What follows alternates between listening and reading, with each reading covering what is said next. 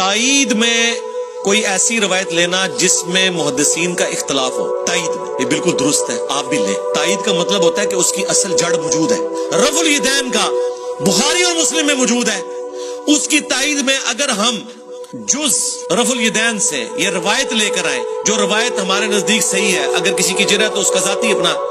کہ عبداللہ بن عمر ان کو کنکریاں مارتے تھے جو رفع الیدین سستی کی وجہ سے چھوڑتا تھا۔ کوئی کہتا ہے جی ٹھیک ہے، کئی محدثین نے اس روایت کو صحیح کہا لیکن میرے نزدیک صحیح نہیں ہے، میں اس لیے تائید میں پیش کروں گا، میرے نزدیک ایک تو وہ صحیح بھی ہے، دوسرا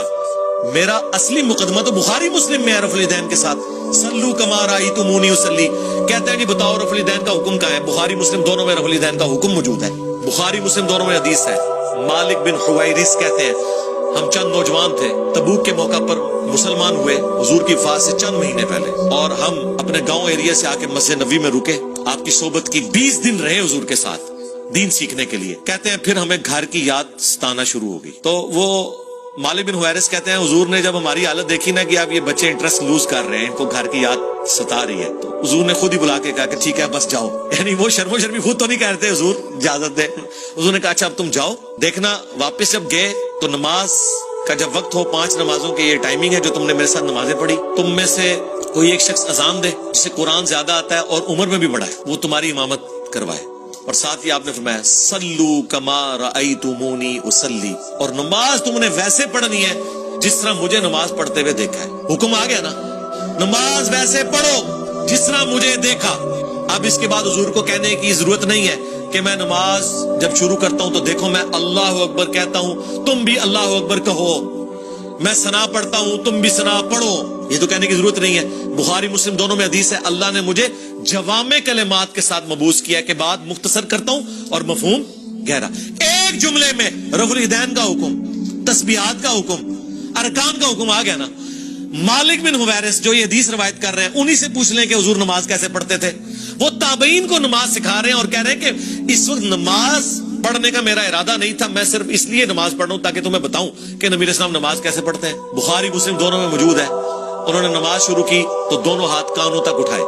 مسلم میں کانوں تک ہے اور بخاری میں صرف الفاظ ہیں کہ ہاتھ اٹھائے۔ جب رکوع میں جانے لگے تو دونوں ہاتھوں کو بلند کیا کانوں تک، یعنی انگلیوں کے پورے کانوں کی سیدھ میں اور ہتھیلیاں کندھے کی سیدھ میں، اور رکوع سے سر اٹھایا تو ایسا کیا، اور بخاری میں یہاں تک ہے۔ تو ہم تو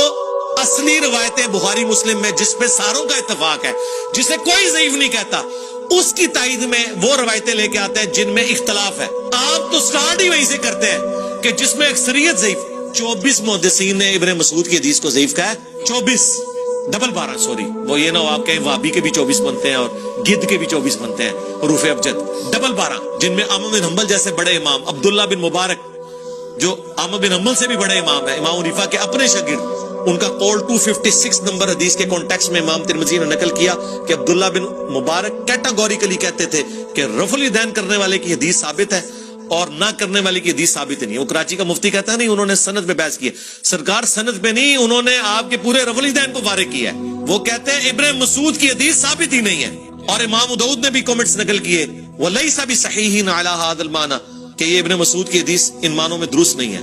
اور یہی روایت مشکات والوں نے جب نقل کی انہوں نے بھی ابو داؤد کے کمنٹس نقل کیے ساتھ۔ یہ لوگ اپنے جعلی مسئلوں کے ثبوت میں وہ روایتیں لے کے آتے ہیں جنہیں اکا دکا محدثین نے صحیح کہا ہوتا ہے، باقی صاحب نے ضعیف۔ ہم اپنے اصلی مسئلوں میں جن کی جڑ قرآن بخاری مسلم میں موجود ہوتی ہے اس کی تائید میں وہ روایتیں لے کے آتے ہیں جن کے اوپر تھوڑا بہت اختلاف ہوتا ہے، ہماری اصل تو وہاں ہے۔